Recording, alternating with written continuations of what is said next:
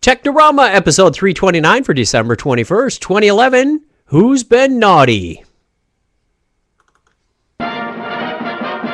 Comes now the feature attraction of the evening. This show is a proud member of Friends in Tech at friendsintech.com.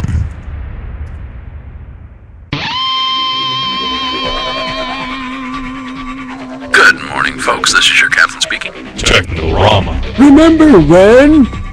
Technorama. On this day in tech history. Tech. And now, the news. Tech. What the chuck? Technorama. Welcome to Blockhead Video. Hey, Julie hasn't had a chance to sit on Santa's lap yet. Where is he? Over there, in the media corner. Oh. Technorama. Hold my beer and watch this. Unfasten your seatbelts and disregard all safety rules. Here are your flight crew, Chuck and Craig. Welcome to Technorama for December 21st, 2011. This is a show that takes a lighthearted look at tech, science, sci-fi, and all things geek. If this is your first time listening to Technorama, thank you for joining us. If you're a returning listener, welcome back. We appreciate giving us your time. I am Chuck Tomasi with my lovely daughter, Julie. How are you, Julie? Christmas-tastic. Christmas-tastic. I think you've been hanging around Craig too much. Speaking of which, Craig is out there as well. How are you, Craig? I'm all cringly inside. Sounds like you need to go take a shower, dude. Yeah. Is that cringly on the outside or cringly on the inside? All cringly on the inside. Delicious racine Kringles made with all the freshest ingredients available. That's elf speak for warm and fuzzy. Elf speak? Yeah, I speak elf. Let's hear some. I want to be a dentist. Oh. Very funny. I want to be a dentist. There you go. Is that a better one? Hermie wants to be a dentist. Yeah, what's wrong with that? We have dolls that eat, chew, walk, talk, wet their pants, and cry mama. We can give them a nice set of teeth. Oh dear, you better take a look at this bicuspid. Anyway, let's get on with the show for what it's worth. Coming in this episode of Technorama, we have Do You Know What's in Your Mountain Dew? Ew. One of the original video games turns 40 and a few things for your virtual podcast stocking coming up after this. Technorama presents Real Geeks of Genius. Real Geeks of Genius. Today, we salute you, Mr. Memorabilia Collector Guy. Mr. Memorabilia Collector Guy. One man's trash is another man's treasure. Digging through mountains of stuff to find that little gem. Look what I found. You can work eBay like a stripper when the boys are on shore leave. Shake your money maker. And you bet your parents upstairs are proud. Mom, I'll take the trash out in 15 minutes. So here's to you, Mr. Memorabilia Collector Guy, for all you do. Mr. Memorabilia Collector Guy. Brought to you by Technorama, who reminds you to geek responsibly at www.chuckchat.com. You're listening to Chuck and Craig with Technorama. Did I say that right? Where's my money? You say you give me $10. Now get out of here.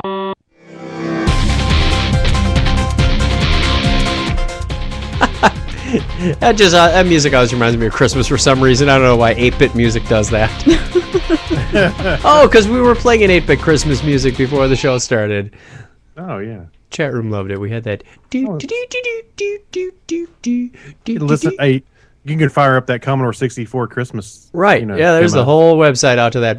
Why every Sunday night we are here live, and we have a live chat room and a live webcam going on.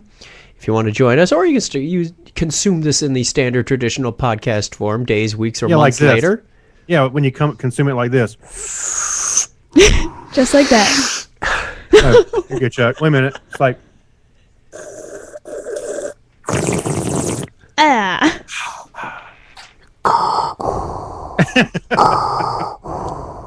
What is thy bidding, my master? Thy bidding is we're going to give a shout out to the chat room. We have several people there in their elf costumes and Santa and whatever else can be imaginative. We have AD Nightmare Before Christmas, Ben Vaughn, C Tree, Claudio M, Dan D Man, Dentist Elf Craig, Grood, Jingle Bell Julie, Marvy the Snowman, PC Stocking, Tim the Red-Nosed Reindeer, and ZML 2008. I think it's time he upgraded to ZML 2011 because ZML 2012 is coming out next week. Oh no, it's ZML 3000 now. They changed their naming scheme. ZML XP. Yeah, that one. XP 7. ZML Vista. ZML Lion. Turning to the birthday calendar. Hey, it's time to get the new birthday calendar. We better call our Technorama insurance man. Yeah. Call the office supply department and get us one of those ones that stick on the wall. One of those huge ones. Check the supply cabinet. We might have something there. It's the end of the year. It's time for a new birthday calendar. But until then, we have James Ballard, or a.k.a. Karek Sindru on the 21st. 22nd, we have 2 birthdays, Bo Pace and Luke Chuck Stalker Smith. Wait, that's not Luke. No. Luke Smith. No! 23rd is Richard Green. 24th, Mad Boom. And Christmas Day, Joel Parks. Agrojagama. Happy birthday to all you people. And if it's your birthday and you're not in the birthday calendar, I know a few people added theirs this week. Head on over to chuckchat.com/wiki. We'd love to give you a shout out at the appropriate time of year. By the way, I feel bad for Joel there. Why's that? Well, who wants their birthday on the 25th of Christmas? Celebrate it whenever you want. Have an unbirthday in July. Hey, I brought you a Christmas present, and just count it as your birthday present, too. We have some feedback here, dude. Wow. We did. Oh, yeah. It's been a while since we sang this song. Letters, oh, we get letters. We get your letters every day. Mailman, mail today. Reach right in and pull one out. Those letters, I love those letters. Let's find out what you got to say. Oh, boy. Mailman, mail today. You know what? Just to be backwards, let's do the email before the V-mail this time. But remind me to come back and do that. You're getting funky with it. We have an email from David regarding fixing his Christmas lights. He said he had a Santa display and there were some Christmas lights that went down like a runway. I'm going to paraphrase because this is like a 20-minute email to read out verbatim. Long story short, he had Christmas lights that were supposed to be a runway. It says Santa land here. So it was like Nice. you can land on the. But the lights went out. He was trying to fix them and they all went out. So quick, we need to save Christmas. he took his college course. He was referring to your goal a week or two ago about wanting to do like a new thing every month and electronics being one of them. Yeah. So he said, you know what? I'm going to tell him what I did. He took his Christmas lights and using his college electronics education, he went and bought a timer chip and a couple other things and was able to fix them so that they fired in series, because before they were firing kind of randomly and then they just completely didn't work at all. So he got them to work so that it says Santa land here and it looks like a runway where it goes blink, blink, blink, blink, blink, you know, kind of in succession. Yeah. And he said it was actually pretty darn simple once you get the hang of it. So that was a long story made very short, but kudos to David for fixing his Christmas lights and making them do what they were supposed to do in the first place, because they didn't. Well, did he include a YouTube link or video or picture? Now you're going to make me look. I'll go look while we're playing the voicemail in a little bit. Okay. We also have an email I'd like from. to see it. We also have an email from Amber regarding cell phones on airplanes. We were talking about this. Do you actually shut it all the way off, or do you just put it on mute or airplane mode, or what do you do during takeoff and landing? And she says, I used to turn the phone off completely when they would tell you to, until the power button stopped working on my Nexus 1. So now I just put it in airplane mode. Usually I need my phone when I land, and I can't always get to my power cable to trick the phone into turning on right away. Once I get a phone with a working power button, I will probably go back to turning off my phone. Signed, Amber. And then she has a PS. It says, I know the voices aren't real, but they come up with some really great ideas. Don't they? I wonder if she's talking about our voices. Yeah. Could I just... What does airplane mode actually do? It turns off the radios, so you're not transmitting. Okay. Bluetooth, So your phone would 3G, essentially be like an iPod. Yeah. Oh, okay. You can still listen to like music and look at pictures and things, but it's powered up, but it's not transmitting any signals. All right. Theoretically. That makes sense. I don't see a problem with that. But then I've heard the argument a million times. You don't want to be the guy that caused the plane to crash. Right. So Right. That's what Thomas's argument was. yeah, so I'm like, yeah, that's right. I think he said it as well. I've heard other people say it, but Don't start be thinking, that guy. you don't want to be that guy. Right. You'll go down in history like the underwear bomber. I'm in aviation history just for the wrong reasons. Right. Yeah. You'll go down in history. Like a telephone. What was that? Harris and some other kids were singing, "You'll go down in history like Osama." Oh, boy. Oh, that's been like, updated. There you go. Updated like, since the Mongols invaded China. Yeah. For Pete's sake, Chuck, keep up. Wow, I got to get some new news feeds. We have some That's voicemail. so funny. The dinosaur. And now another message from Will, the computer guy. More accurately, another 3 voicemail. Hey, Chuck and Craig, it's Will, the computer guy. It's funny, I going through my podcast today, and I just kind of put it on random start. And I'm listening to you guys, and all of a sudden here, it's another voicemail from Will, the computer guy. So I had to call. What's going on? Hey, it's almost Christmas here, and I'm going to be... Don't have any tech-related stuff, but we're going to be driving to the folks in Colorado, and hopefully my Android phone and the GPS will get me there. If not, the AAA triptych will. Anyway, just want to say hi after I heard that. I haven't talked to you guys in a while, and all is good out here at the nut processing plant. And working nights now, helping our people over in Belgium. So, yeah. Take care, guys. Catch you later. Look forward to more. Bye. I always think the nut processing plant is a metaphor for something.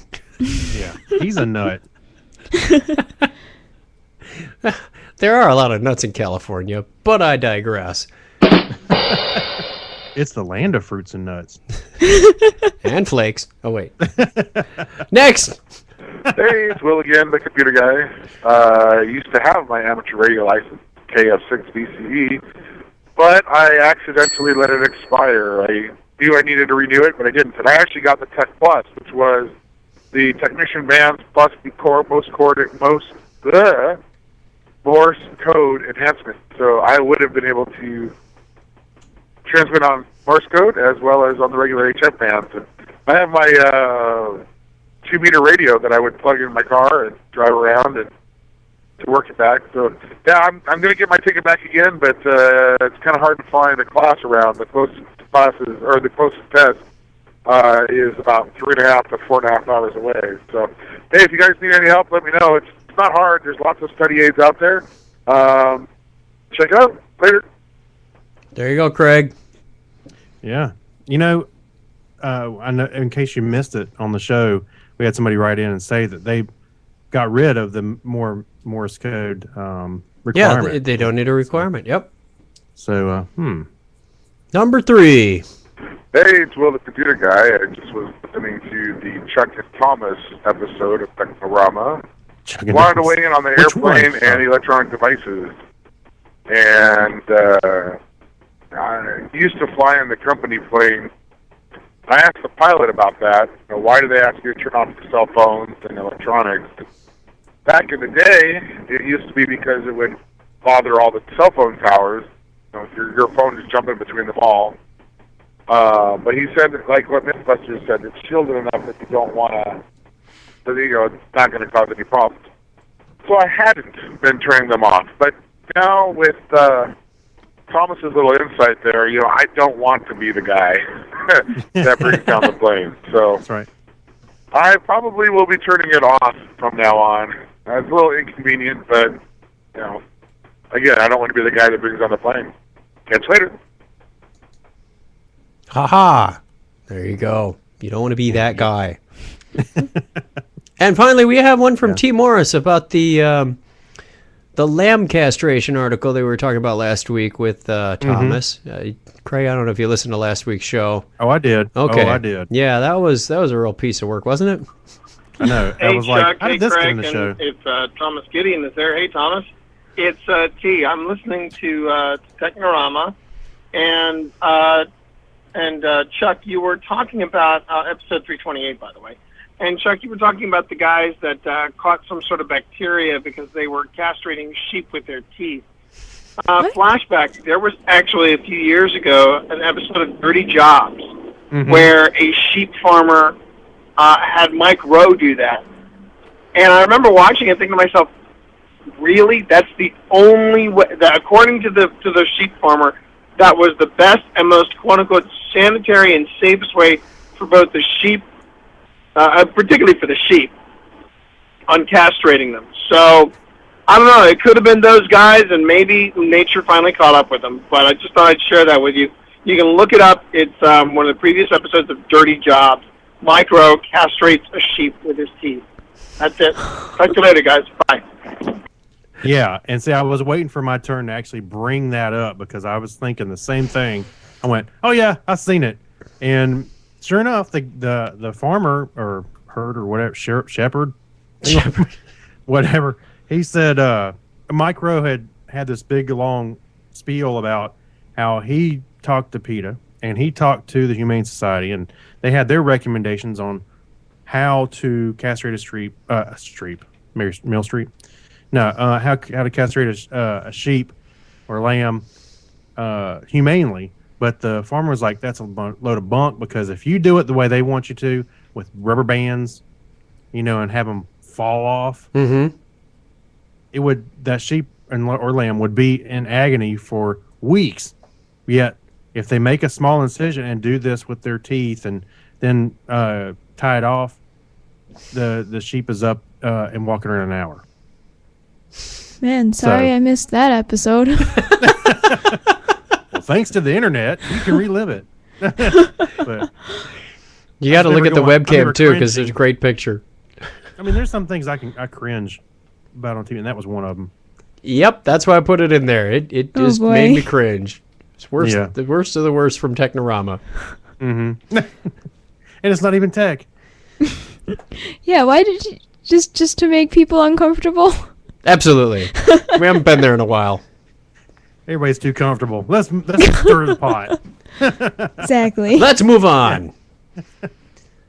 On this day in history for December 21st, 2011, it was on this date in 1620 that William Bradford and the Mayflower Pilgrims land on what is now known as Plymouth Rock in Plymouth, Massachusetts. Arthur Wynn's Word Cross, the first crossword puzzle, is published in the New York World Today in 1913. Also on this date in 1937, Snow White and the Seven Dwarfs, the world's first full-length animated feature, premieres at the Carthay Circle Theater. Today in 1967, Louis Washkanowski, I had it right in my head. The first man to undergo a heart transplant dies in Cape Town, South Africa, after living for 18 days after the transplant. Apollo 8 is launched December 21st, 1968 from the Kennedy Space Center, placing its crew on a lunar trajectory for the first visit to another celestial body by humans. Ooh. And 17 years ago today, Mexican volcano, the Popocatépetl. Good try. It was dormant for 47 years. Erupts and gases and ash go everywhere. You somehow turned a Mexican volcano into something that sounded more Greek. Or Italian, maybe. Happy birthday goes out of this date to British chemist Thomas Graham, born today in 1805. And also born today in 1890, geneticist and Nobel laureate Hermann Joseph Mueller is also born. Actor Samuel L. Jackson turned 64. That's not a good Samuel L. Jackson. No, very not. And the man who brought us The Lion King, Little Mermaid, Kung Fu Panda, and many other hit movies, film producer Jeffrey Katzenberg turned 61. And that's the way it was on this day in history for December 21st, 2011. Impending news, everyone! I think a quote from the Robot Santa would have been. What a robot sound. Robot Santa Robot Santa. would have been timely. Robot. Oh. Hello. Yeah. All right, go ahead. All right. Is the Matrix coming your way? Can you do Matrix style learning is coming where you plug in. I really want this. I've been thinking about putting a USB port in the back of my head anyway. USB. USB's been obsolete now. New research published today in the journal of Science suggests that it may be possible to use brain technology to learn to play the piano, reduce mental stress, or hit a curveball with little or no conscious effort. Wait a minute. What? Wait a minute. Yes, duh. Use brain power to learn those things. Duh. No, but you don't have to learn it the way you do. It's the kind of thing seen in Hollywood's Matrix franchise. Experiments conducted at Boston University and ATR Computational Neuroscience Laboratories in Kyoto, Japan, recently demonstrated that through a person's visual cortex, researchers could use decoded functional magnetic resonance imaging, or fMRI, to induce brain activity patterns to match a previously known target state and thereby improve performance on visual tasks. Kind of sounds like not so much the Matrix, sounds more like the traditional method. No, on Chuck. Oh, the intersect. The intersect. No, but the way you're describing it sounds like using your eyes to learn. I'm like, but they're using different visual image. Think of a person watching a computer screen and having his or her brain patterns modified to match those of a high-performing athlete or modified to recuperate from an accident or disease. Though preliminary researchers say such possibilities may exist in the future. Again, I say duh. Craig, I think you're taking this a little too simply. You're not thinking outside the box. In the future, yeah. Actually, I bet Julie is working on this in college right now. Oh, no, that's Sam, the biomedical engineer. Yeah, she's the chemical engineer. Oh. Come on. Well, there's some chemical in there. No, it's Actually- MRIs. That's not chemical. Okay.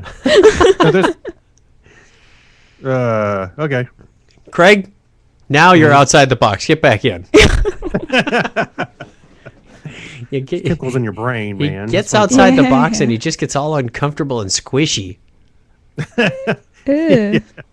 You come out again, I'm going to hit you with a crowbar. That'd be my brain, yeah. Speaking of crowbars, we have a special crowbar. We're not sure really why this was invented. This is one of those, yeah, it's cool, but what do you need it for? Inventions. I know. I can answer this, but I'll let you talk about it first. For what? I missed it. I was coughing. I said, I know exactly why you would need this, but I'll let you speak about it first. Okay. I'll give you my analysis. This is a glow-in-the-dark crowbar. I'm curious as to why anybody would need to do demolition work in the dark. I mean, sure, it's called a glow bar, and it's cool and everything. Made out of high-carbon steel construction and silicate aluminum oxide-based powder coating, allowing it to glow 10 times more brightly than any other glowing compounds. I thought I was going to say any other glowing crowbars. 10 times as bright as your average crowbar. Why? Why? You know, you're not going to take apart your kitchen in the dark. Yeah, that's a stretch. Is it for whacking criminals in the middle of the night or something? Okay, I'll tell you why. I'll tell you why they invented this. And now Craig's theory for criminal justice. Well, it goes back to how films and science fiction and things like that imitate life. And just think of a horror movie, the climactic end, and the guy's scrambling for something to kill Jason Voorhees with, and there it is in the dark, a glow-in-the-stick crowbar. Duh. Is it glowing so he can see it? Yes, he can grab it. So the audience can see it. For emphasis. Right. Yeah. It's like when they do the close-up on the glass, and it's like, oh no, that glass is somehow significant to what's coming up. Right? Yeah, the major character can't see it, but you can. No. Okay. See? Glowing when crowbars. Jason Voorhees or whoever, could be Freddy Krueger incarnate. I don't know if a crowbar could kill any of those guys. It's worth a try. Worth a try. Yeah. Hey, I don't see a hammer. There'll be a whole line of glow-in-the-dark tools. Yeah. That's right. Where's the glow-in-the-dark nail gun when you need it? Soon you'll be able to do all your work in the dark with the glow-in-the-dark Craftsman tool set. The next Star Trek. They're going to have a glow-in-the-dark phaser. I can see it. Probably. I'm full. Hey, I got answers for everything. Okay, yeah, I'm sure you do. They're not always right. They're Yeah, kind of you're Cliff full of Clavin. it, all right. Turning to the Remember When, we have from history 10 intrepid animal astronauts. These are 10 astronauts that have gone up in space that you may never have known about. Number 10, fruit flies. That's right, fruit flies are always up in space. They're one of the most interesting. The Astroflies rocket was launched to an altitude of 68 miles way back in 1947 aboard a V2. And of course, who could forget Laika, the dog that the Russians sent up? Dogs have been in space. They're number 9. What's number 8, Julie? 8. Cats. Oh, sorry. Go ahead. Cats have been in space. The Soviets weren't the only ones to send them up, though. In 1963, I think that cat on the stamp is smiling just a little bit. It is. That's because he's French. Cat. He's French. He's not a cat. He's a chat. Meowie. Right. It's spelled C-H-A-T. We have a cat room. Chat's room. Yeah. Number 7. A lot of people's favorites. Spiders. The first arachnids in space were European garden spiders named Arabella and Anita. They named them. The spiders prove that no one in space can hear you scream. Where there are spiders, there must be frogs. Because that's what's next. Number 6 is frogs. 1970, NASA launched its orbiting frog otolith spacecraft. Hey, and the slowest launch was the Russian tortoise. Number 5. What was that, Julie? I think the spiders and frogs were sent up to double check and see if people still had the same fears in space. They had to go up because the old woman swallowed a spider. See if they still looked icky in 0G. Houston? Yes, I'm still scared of spiders and frogs. I know an old cosmonaut who swallowed a spider, but I don't know why she swallowed a spider. She swallowed the spider to catch the the fruit fly. I don't know why she swallowed a fruit fly. Perhaps she'll die. This is starting to sound like that song. On the IAS? Wait, it's a Russian tortoise. Guess who sent it up? America? The Russians. Duh. No, not the Russians. The Soviet Union. They were still the Soviet Union. Hey, we can make a rocket. I've got 2 Russian tortoises downstairs. Really? Yes, I do. Number 4 is rabbits. You want to hear a dirty joke? 2 rabbits went into space, 3 came back. Oh. Number 3, newts. Wait a minute. They got it sitting there. They got the rabbit sitting there with like a dog or something. I don't understand the picture, but it's the only picture of the rabbit they could get before he went off into space. Number 2, chimpanzees. We're all familiar with that. That was very controversial. And number 1, water bears. Water bears. They're actually like known as tardigrades. But why would you ever go by tardigrade when you can go by water bear? These water-dwelling microorganisms have 8 legs, measuring less than 1.5 millimeters in length, and are, all things considered, probably the hardiest creatures we've ever sent into space. Case in point, in September 2007, water bears were launched into low Earth orbit on the ESA's Photon M3 mission, where they were exposed to the intense radiation and vacuum of space for 10 days. When the water bears returned to Earth and rehydrated, 68% of them revived. That was a 32% fallout rate. Poor water bears. Vacuum of space. Give them a break. Poor water that's better than bears. 50%, so I say that's a success. Yeah. D+, right? Let's send them on all our space missions. So we thought that was fun. 10. That is a little weird. I mean, I always thought that sending the chimps, especially a dog, they have no idea what they're doing. A lot of them never came back. Yeah. Huh? A lot of them never came back. Right. That's what I'm saying. They just get and they go to space and they're on this rocket. They have no idea what they're doing, or It's thought that some of the Soviet people never came back either. And I'm sure we'll never know. Yep. Anyway, speaking of space, Computer Space, the old video game that we saw at the Computer History Museum. Computer Space now turns 40. How about that? It was November of 1971 that Nolan Bushnell. What? There's the picture of the lady in the. That's right. The one we said we never ever saw anybody like that at a video arcade. Yeah, that's right. Oh, we only dreamed she would show up. Right. The one they had at the physical one they had at the Computer History Museum was green and glittery. Not the lady, the game. Although either one been acceptable. Right. It was November of 1971 that Nolan Bushnell, Ted Dabney, and Computer Space officially ushered in the era of video game. Before running off to start Atari, the two men created the world's first coin-op video arcade cabinet, and indeed the first commercial video game ever, a full 6 months before the Odyssey. Computer Space was a relatively simple title, in which the player used 4 buttons to pilot a ship around a screen and do battle with flying saucers. The mechanics and graphics should be familiar to anyone who has ever tried their hand at asteroids. In fact, it's essentially asteroids without the titular space debris. Technologizer has a rather fascinating and in-depth look at the pioneering game, tracing its evolution all the way back to the 1962 DEC PDP-1 tech demo. Head on over to the source to get full story. Yeah. And that would be the technologizer.com. Computer Space. Not a good marketing name, though. It doesn't And then sound I like want to say it's kind of a weird shape to that cabinet. It is.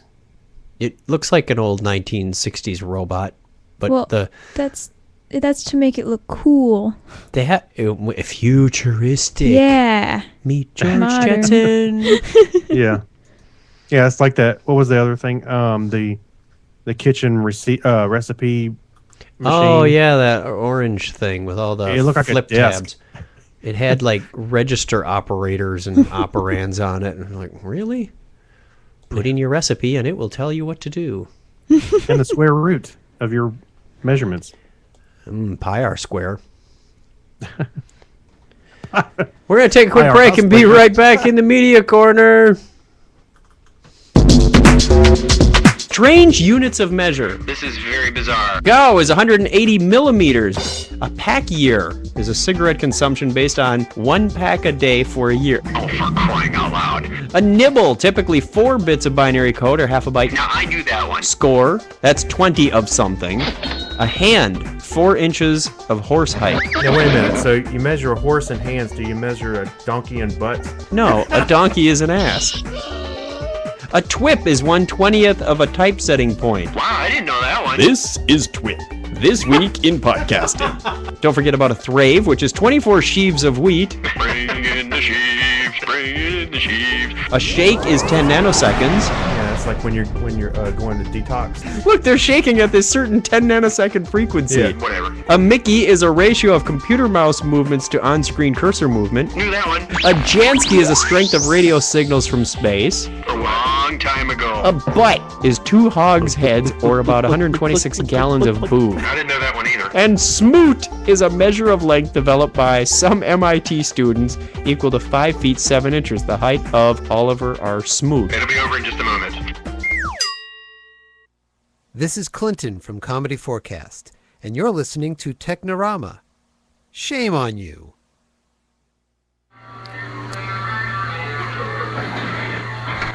Welcome to Blockhead Video. Hey, where can I find some good information about music and TV and videos and things? Over here, in the media corner. I have to say, I was on the DragonCon website. Yes.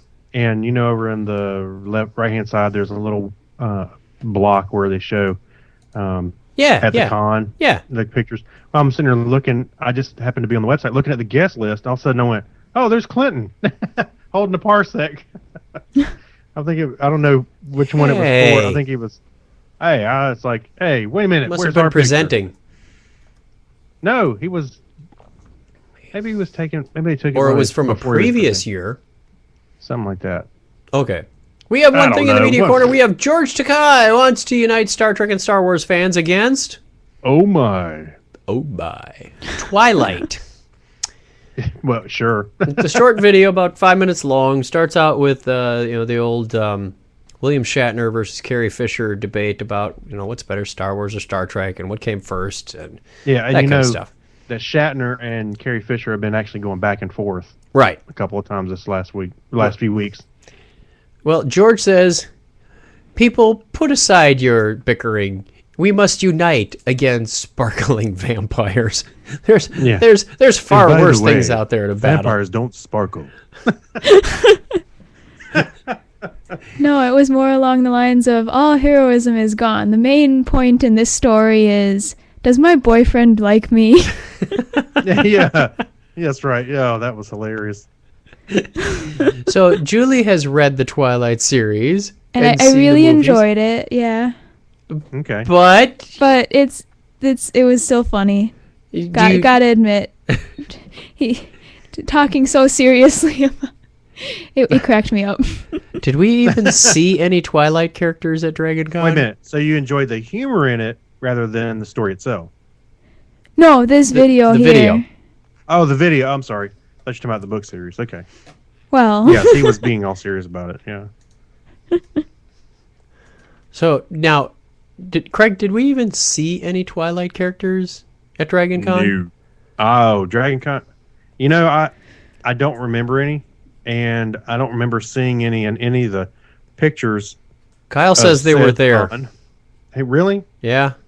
It may have been, but You may not have recognized them. I wouldn't recognize them because I hadn't seen any of the movies. Really?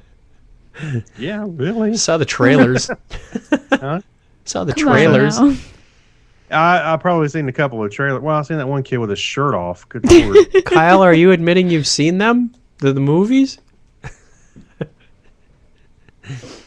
All right, we have one other thing. I have one thing in the what the Chuck. He's denying it vehemently. He's got pictures. He went around taking pictures of just about everybody at Dragon Con. One thing in what the Chuck. All right, I'm gonna play it. What the Chuck? What's up with that? Right, you may not want to drink Mountain Dew after hearing this one. There's flame retardant in Mountain Dew. Yes. What? Yes. Is it yellow? Like yellow or green? It's the nectar of the gods, the fuel for gamers, and there's flame retardant in it. Yep. Mountain Dew, along with 10% of sodas in the U.S., contain brominated vegetable oil, or BVO, which is a flame retardant chemical banned in Europe and Japan. The flame retardant BVO is currently listed as an ingredient in various citrus soft drinks such as Mountain Dew, Squirt, Fanta, Orange, Sunkist, Pineapple, Gatorade, Thirst Quencher Orange, Powerade Strawberry Lemonade, and Fresca Original Citrus. But why and what for? According to the Environmental Health News, BVO contains bromine atoms which weigh down the citrus flavoring so it mixes with the sugar water instead of floating to the top. Basically... Wait a minute. Wait, Julie, do you get all this? Yeah, bromine, molecular weight 72. Wow. Very good. I hear you. But why and what for? According to the Environmental Health News, BVO... I already read that part. Basically, BVO gives soda more consistent flavoring. That sounds good. But BVO is also added to polystyrene foam cushions in furniture and plastics in electronics because BVO can slow down chemical reactions that cause a fire. Yuck. Is that what we want to be drinking? I don't drink it anymore. I knew bromine was like in these plastics on computer stuff.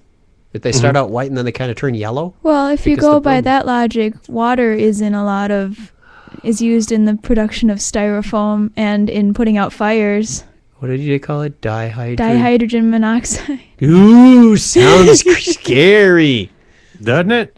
But I should show this article to one of the guys at college. He's actually called Mountain Dew Mike. Now you can call him BVO Mike. and you can't set him on fire. Oh yeah, good point. There's a quote in here. It says, after a few extreme soda binges, not too far from what many gamers regularly consume, a few patients have needed medical attention for skin lesions memory loss, and nerve disorders, all symptoms of overexposure to bromine. Other studies suggest that BVO could be building up in human tissues just like other brominated compounds such as flame retardants. In mouse studies, big doses cause reproductive and behavioral problems. Most gamers have behavioral problems anyway. And this isn't helping. My brother drinks a lot of Mountain Dew, and you know what? This actually answers a lot of questions. Is it cause or effect, though? Both. Wow. Tim That's Elliott in the pretty chat amazing. room says, shouldn't have had that 5-gallon big gulp. If it's the 5-gallon one, it's the 5-gallon bladder buddy. Hey, just return it. You got your receipt? I still have 3.5 gallons left. Yeah. Yeah. Hey, Chuck, remember that the thing you put together about with the Monty Python thing, burn the geek? Mm-hmm. Well, if he's drinking all this Mountain Dew, you wouldn't be able to burn him. No. Oh. Throw him off the cliff! Throw him off the cliff! He won't stay lit. There we go. He's not a geek. If he bursts into flames, he's a geek. All right, speaking of geeks, we have the Geek Library. First up in the Geek Library, we have the Internet Justice League. This is a series of pictures that we must show. It's what if the Internet had a Justice League? So we've got, first of all, Captain Google here at the top. Yeah. Says, an overpowered hero with a near infinite amount of abilities. Everyone relies on him more than they should, while secretly hoping he'll never flip out and use his powers for evil. What are his powers? Way too many to ever use. His nemesis? Yahoo. Yeah. Looks like Bizarro. It kind of does. He's lifting a weight that says 100 terabytes on it. Yeah. I'll take the next one. And he's got... His costume, he has 2 little thumbs up where the ears are, but it's the Facebook, an eccentric young billionaire who runs a company used by basically everyone. He is well liked, but his methods of preserving peace and privacy are somewhat questionable. His powers, a utility belt full of news feeds, sidebars, and other pointless gadgets. His nemesis is 4chan and Tumblr. They should have used somebody instead of looking like Batman. Who probably look more like a shapeshifter because he keeps changing his interface. Oh, you know what? I went to a family get together this last weekend, and I saw my uncle who strangely follows me on every social network I appear on. But it's okay. We'll set that aside for a moment. But he goes, how about that Facebook thing? It turned it into MySpace. I said, well, I don't know. What can we do? I don't know. Number 3 is Reddit. Reddit uses different arrows to enforce his own twisted brand of internet justice. In the town of Content City, he decides who lives and who dies. His powers are the ability to run any meme into the ground in under a day. His nemesis? Stumble upon. That's funny. And the next one is Huffington Post. A strong, independent hero who, despite being knowledgeable and well-respected, isn't really anyone's favorite. Powers, a lasso that can hastily grab snippets of news from all over the internet. Nemesis, cheeseburger. Cheeseburger. I can has cheeseburger. I don't know. Julie, you want to take this one? next up is Amazon, powered by the green energy of people with no willpower and lots of money. Amazon is able to conjure up any good or product imaginable. Powers, draining bank accounts, super saver shipping. Nemesis, Craigslist. That's funny. Oh boy. And finally, we have Google Plus. Google Plus, a hero, while despite being good intentioned and noble, is generally thought to be worthless and kind of dumb. No. Powers, same as the Facebook, just watered down. Nemesis, the Facebook, and then there's a little circle with Nemesis with the Facebook in it. I'm not your nemesis, man. Leave me alone. Yeah. Oh boy, that's kind of funny though. That pretty much does it for the end. We have. Oh wait, no. We have 2 games. 2 of the nerdiest Chuck, games. You I've always ever like seen. to skip over stuff. Yeah. Well, we are skipping over the secret, the stuff for your stocking. We're not going to be playing those songs, but okay, that's fine. Oh my gosh. This looks like a fun game. The board game or the card game? Oh, I see the board game. Yeah, I see the board game too. It's called. There's one called Sea Jump, which is a board game that teaches you how to do programming. So you have little pieces that look like they're sorry pieces. You move around, you roll your dice, and if you land on things like X plus 2, you figure out what your variable is. And if X is less than 3, you go this way, and if it's not, you go that way. So you learn about conditional statements with ifs and switches, and that in a strange way, that's almost how I picture code. Like a board game? Is moving, between flowchart. Kind of. It's a very visually abstract way of doing things, but I see, blocks of code or functions or procedures and things in boxes, and inside those boxes are more details, but you can just close the box and put inputs in and get outputs out. You know how I see code? I'll tell you, when people are saying, oh, I want this program to do this, this, and oh yeah, I want to do this, they're giving me these, what they want. Yeah. And in my mind, I'm thinking procedural like you used to write BASIC from start to finish. You're not supposed to do that? But, you know what? That's fine. But I look at that, right? I'm not saying I do it. I'm just saying that's the way I think of it at first. And then I start seeing, as I'm starting to write, I'm like, oh, well, I can reuse this kind of thing, and I'll make a class for this or that, and, and start, or a function or whatever, and start breaking it out. But that's how I see it. It's procedural right off the bat. You're not supposed you're not supposed to be thinking of the solution first. You're supposed to listen to all the requirements and ask questions and get more and more and more information as much as you can get. I'm not saying as they're speaking. I'm just saying as I look at the stuff that they told me, I'm like, and I'm thinking straight through. But then I start working on it and it starts breaking out. I always throw questions back at them and it drives them nuts.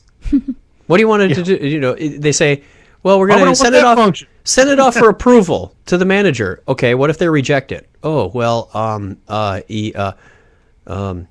can we get the company name from the server we list? Okay, what do you want to do if there's more than one server and they're associated with different companies? Oh, It's like, that's what I'm there for, because those cases will come up. Oh, well, we never have to worry about that. It'll never happen that they have different companies. Oh, technically they can. Oh, you know what? Never state an absolute like that. Right. Your customers do. Oh, we can't. That'll never happen. It's like, can you guarantee I've heard it? that a million times. That'll never happen. Then all of a sudden, about 6 months later, hey, can we make this do this? Like, wait, I have to play this back. I got it on my phone. You said it'll never happen. So we didn't include it in the functional specification. Hey, and I saved your voicemail. Listen to this. No, but yes, it always happens. Okay, we have one other here called an absolute for you. Instead of it never will happen, it will always happen. That's right. Yeah, there's your absolute. We have one other. It's a Kickstarter project called CPU Wars. It's a card game where this guy has been saving up information and specifications from different CPUs, everything from old CPUs right on up to the modern stuff. I'm not sure exactly how you play this thing, but it looks kind of fun.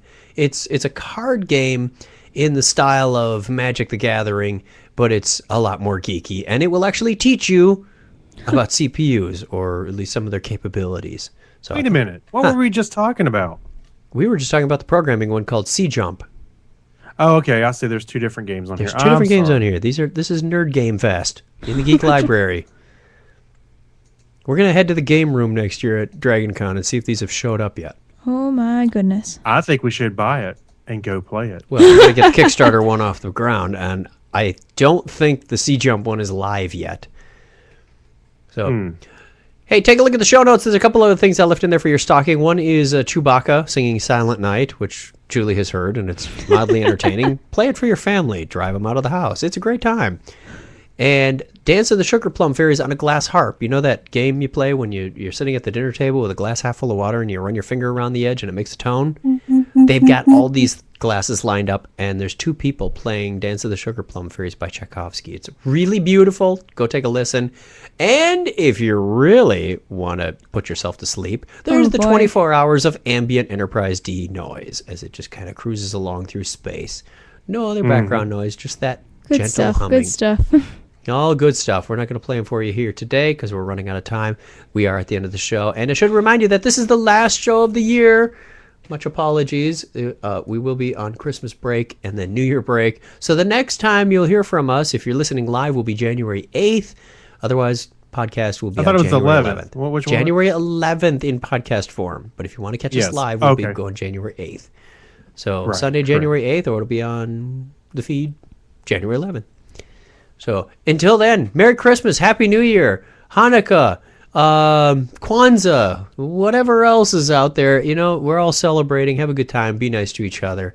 And wish your nerdy friends a binary high five. And I want to thank everybody for listening for this last year. And, Festivus. I certainly appreciate it. Yes, and thank you for the Parsec. Yes, thank you very much. It's been a wonderful year. Lots of blessings. If you go over to our homepage, you can check that out. I posted on Twitter and Facebook and stuff. Link to a family homepage that's got that good stuff in it. I read it. I read it already. Yeah, you read it. So it was good. We appreciate you giving us all your time. We want to hear from you, though, while we're off. We will be collecting voicemail and email. Glad to hear from Will, the computer guy, and T. Morris. And thanks for joining us, Julie. We know by the time we're back on the air, you're going to be back at school. Yeah. How'd your first semester go? It went well. There was lots of learning and lots of adventures. Lots of adventures. Now, next semester, Michigan Tech is having its famous Winter Carnival. Yes. Ooh, if you haven't gone to one of those and you happen to be in the Midwest, try and get over to Michigan Tech. I know it's a long haul for just about everybody because it's at the end of the world. It's not the end of the world, but you can see it from there. It's right over there. It's about it. Hey, Julie. Yeah?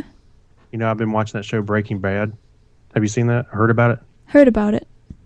You know, it got me interested in chemistry. Think you can give me a couple of tips after? I've probably forgotten it.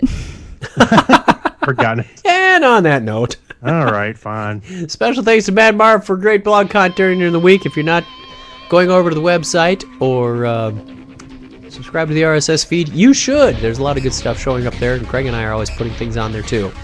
Ustream, who provides our modest live stream content, at least for the remainder of the year. We're still working on options there. And our chat room provided by thinstack.net. Thank you to Steve Riekeberg and all the people over at thinstack.net who keep our live chat room going. Join us on Sunday night if you happen to be around, 9:30 Eastern time. We'd love to see you there and hear from you in the chat room. And the voicemail, 206-222-CHAT, 206-222-2428. Or email us if you're too far away from the U.S. Send it to technorama@chuckchat.com. We'll play it in the show. Until next time, tell a friend about Technorama and give us a binary high five. Julie! 101.